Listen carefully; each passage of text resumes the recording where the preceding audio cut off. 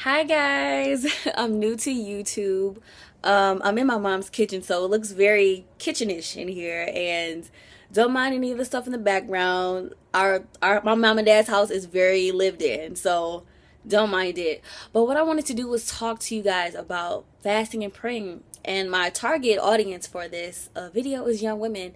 So I was inspired to do this video and perhaps many other videos just because that's where I am in my life right now. And I told God that if he brought me through the other side of my testimony and he gave me the desires of my heart, that I would spread the good news to other young women who could be possibly going through the same thing that I was going through.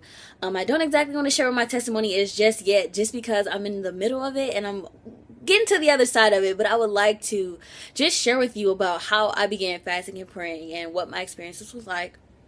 Okay, so just a little bit about me. I'm a radio DJ here in Flint, Michigan. I know you guys heard about Flint with the whole Flint water crisis thing, but I'm a DJ at WDZZ, so I play music, I talk on the radio, so I have the gift of gab, but I'm going to try not to make this video too long. But when I began my challenges in life, I'm 22 years old. I don't know if I mentioned that or not yet.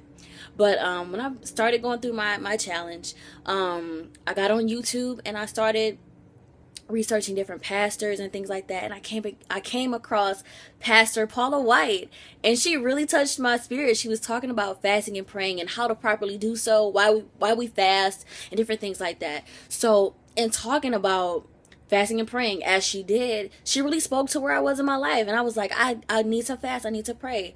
So I started fasting, I started praying, and what fasting meant for me. Now, I thought fasting had to be food, but fasting does not have to be food, ladies. It can be whatever it is that's taking your attention away from God. So for me, it was social media.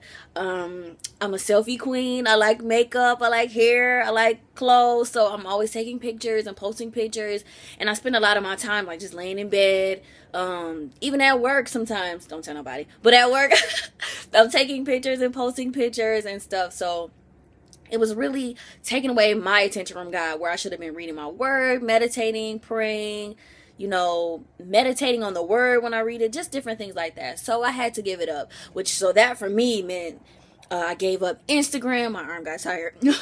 I gave up Instagram. I gave up Snapchat. I gave up Facebook. And media is a huge part of my job, but I strategized other ways to work with the media other than social media. So I went back to old school, which is word of mouth.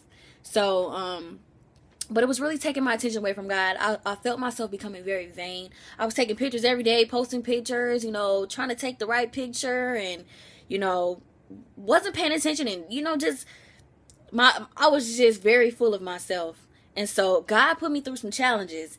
And so then I was forced to do nothing but pray. And so my testimony has to do with relationships. So I want to make sure I'm on the other side of this testimony so that I can fully share it with you guys. I really want to, but I feel like God wants me to experience it first and then give you guys the message. I'm also a PK too, so I know a lot about God, but there's a difference about knowing a lot about God because your dad is a pastor and your mom's a first lady. You have to know about God for yourself.